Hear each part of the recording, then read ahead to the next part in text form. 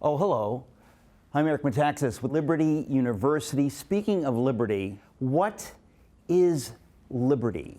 Also called freedom, is really what we say when we mean self-government. Now, in the history of the world, no one had ever governed themselves, no nation, no people, ever until 1776. And so why in the world did self-government suddenly pop up and, as we now know, flourish for almost 2.5 centuries? What was it that took place in 1776?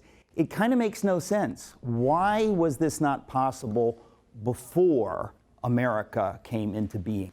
We have to really understand the preposterous idea of self-government. In other words, there's a very good reason people had not governed themselves, because it's essentially impossible. People do what they want. Usually the strongest person, the person with the biggest gun or the most power, takes control and rules and governs those under him. And if it's a decent ruler, things are okay. If he's not a decent ruler, things are miserable. That's kind of the history of mankind in a nutshell. And then suddenly in the 18th century, Americans came up with this idea, the wild idea of liberty that had never been done before, and we can't take it for granted because it's so fragile and so crazy, it really shouldn't exist at all. So what was it that made them think they could pull it off? Well, leaving the Constitutional Convention, because we know that, 1776 we declare we're the United States of America, we fight, we win 1783, but in the 4 years between 1783 and 1787,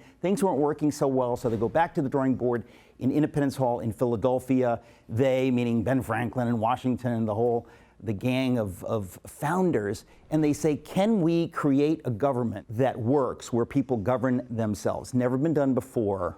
Can we do it? And the answer, in a nutshell, should be no. To cut to the chase, they do it. Benjamin Franklin leaves Constitutional Convention. This is at the end of 100 days. They're done. And a woman, Mrs. Powell of Philadelphia, says, "What have you given us, Dr. Franklin, a monarchy or a republic?" They honestly didn't know if it was possible. Maybe they'd end up with like a soft monarchy or something along those lines. Well, no. He looks at the woman, Mrs. Powell, and he says, "A republic, madam, if you can keep it." That's the key.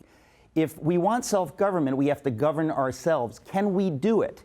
If we're free, if we're genuinely self-governing, then it cannot be coerced. There can be no real force involved. So there's a conundrum, and here is how it works. I learned this from Os Guinness. He calls it the golden triangle of freedom. The golden triangle of freedom is that freedom requires virtue, virtue requires faith, but then faith in turn requires freedom, which requires virtue, which around and around it goes.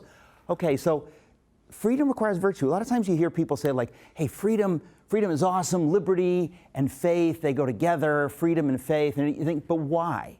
Because to be truly free, you must govern yourself. And the question is, why would you govern yourself freely without being forced? Well, it would be because you have to have virtue. All of the founders, every one of them understood this idea, that this crazy idea that had never been done before of liberty, self-government, couldn't work unless you have a virtuous people who will govern themselves when nobody's pointing a gun at them, nobody's threatening them. They'll do the right thing on their own. Why? Because they have virtue, because they answer to a higher authority. Real virtue coming from real faith must be free. The people have to choose it of their own accord, and we can't force freedom. So it's an amazing thing. And they said what we have to do is we have to teach people this idea, and we have to encourage faith. But we can't force it by government, but we have to encourage a culture of faith. So when Franklin comes out of Independence Hall and the woman says to him, "What, are you giving us, a republic or a monarchy?"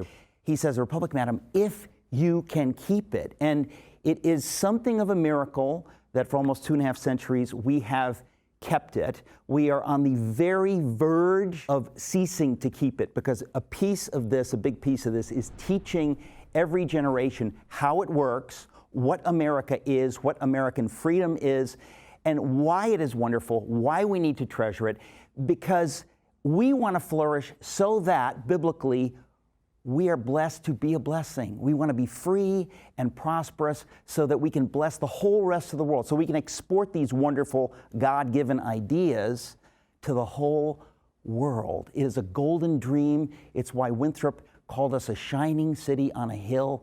The idea that we could be that, truly free, so that people would look at us and say, that's beautiful, I would like to have that. That's the golden triangle of freedom, and that's in a nutshell who we are in the United States of America. May God help us to keep it.